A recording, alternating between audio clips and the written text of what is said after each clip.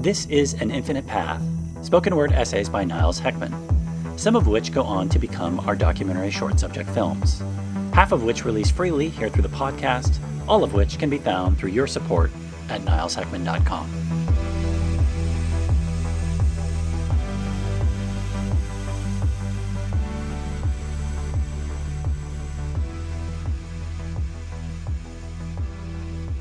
It's with a very saddened and heavy heart as I write this and speak this that I share that a friend of mine, Ryan Geist Bozigen, has passed away. He was 39 years old.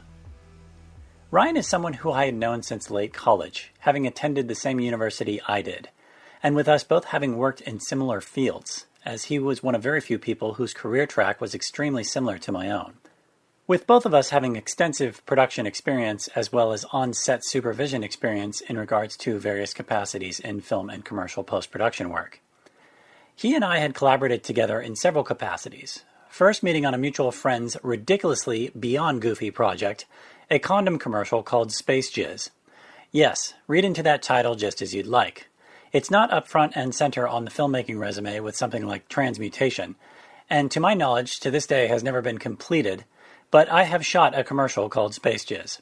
And it was exactly what you might think, a raunchy spec ad involving seamen floating through zero gravity in a spaceship.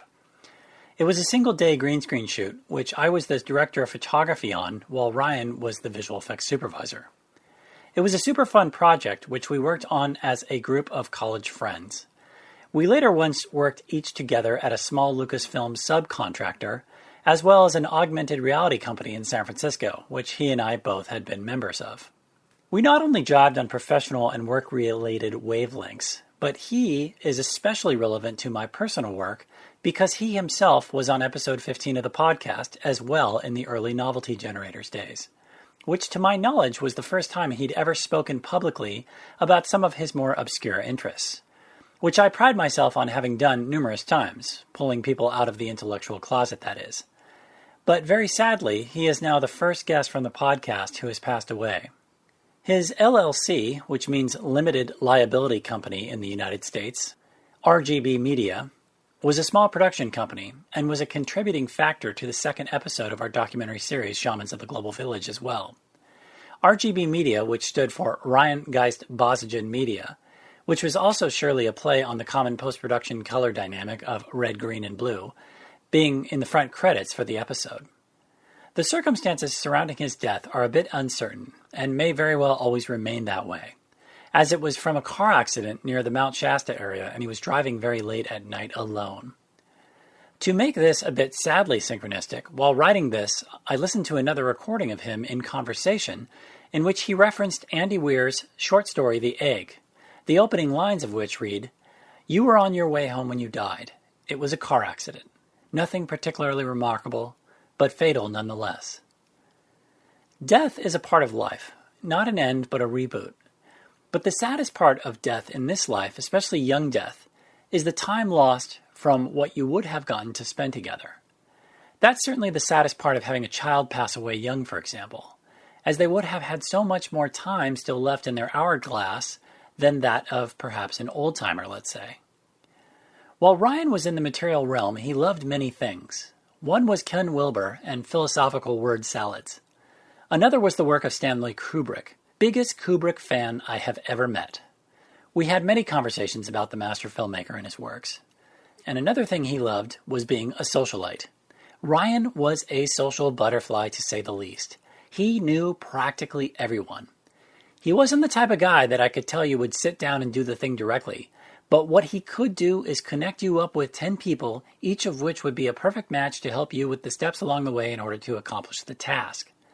He's the type of employee a company would bring on board because of their personal Rolodex. Thus, Facebook was an often used tool in his arsenal.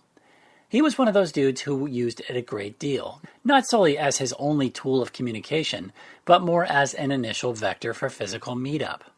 After Boz's passing, there had been a deluge of his friends and acquaintances posting about him on his page there, with a private group regarding him created as well, which also very wonderfully put together a group memorial ceremony for him, celebrating his life. A silver lining of memorials is they often bring folks together who who may not have otherwise met around the nucleus of the one who has passed away. Just like the life of a great star, all things must come to an end in a final heat death. Yet digital pages that cease to be maintained tend to eventually fizzle out in the near future. Those types of things are initially something like that of a high school yearbook, where folks may swing in, leave a thought-felt remark, and then move on with their own lives.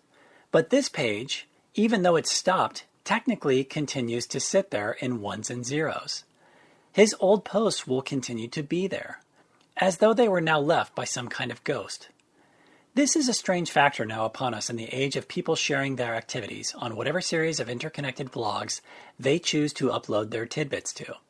It is weird enough if the ghost posted sporadically and you, having looked at their back posts after their passing, get a very sporadic and infrequent glimpse into their thought processes and activities. Yet it's high strangeness if the ghost was a daily poster, because then suddenly their frequent data stream just hard stops. There was a story of a young man who was up in a cherry bucket on a very windy day. I don't recall the context of what he was doing, but do recall he was tweeting updates from his phone while up there, including saying things like, "Gee, these winds are crazy strong," just moments before the bucket blew over and toppled, resulting in him dying from the fall. Another colleague friend of mine who had passed away, from diabetes nonetheless, a skinny kid who I distinctly remember eating nothing but McDonald's constantly during those collegiate years, continues to have a 3-plus-year-old cobweb-covered Facebook page, which seems like it will always continue to be there even though he's left his meat suit and can't use his keyboard mudras onto the page any longer for his own posting, unless a family member somehow knew his password and could then go delete it if they felt the need. Instead, his page now has a banner at the top of it, which gives notice that it's now archived as a memorialized account, which when visiting feels a bit like you're inside the funeral home or tombstone in cyberspace. Carl Ruiz was a quite known, somewhat famous celebrity chef who died of a heart attack in 2019 at the age of 44 from clogged arteries. He was a prolific and frequent poster on Twitter, where many of his updates there were, of course, food-related, often showing pictures of food which no human being should be eating, such as hot dogs, donuts, triple factory farm cheeseburgers, cans of sweetened tea, and you get the picture. A post right before his passing reads, "Absolutely perfect hand-cut French fries in homemade gravy. Be still my cold, dead black heart." So he was basically documenting his demise, and the baby step record is out there. The comedian Duncan Trussell, who's one of those gaggle of funny guys in LA who have all become more well-known by orbiting around another comedian who also happens to be the world's most famous podcaster, had this amazing and somewhat now legendary episode of his podcast, The Duncan Trussell Family Hour, where he had his dying mother on just a very short time before her passing. I remember listening to the episode when it came out, and it stuck with me years later now. It had actually subsequently been adapted into the final episode of a Netflix show he co-created called The Midnight Gospel, which speaks quite philosophically regarding the topic of death. His mother had an incredible maturity about her certain imminent passing, claiming she felt most alive before her physical death.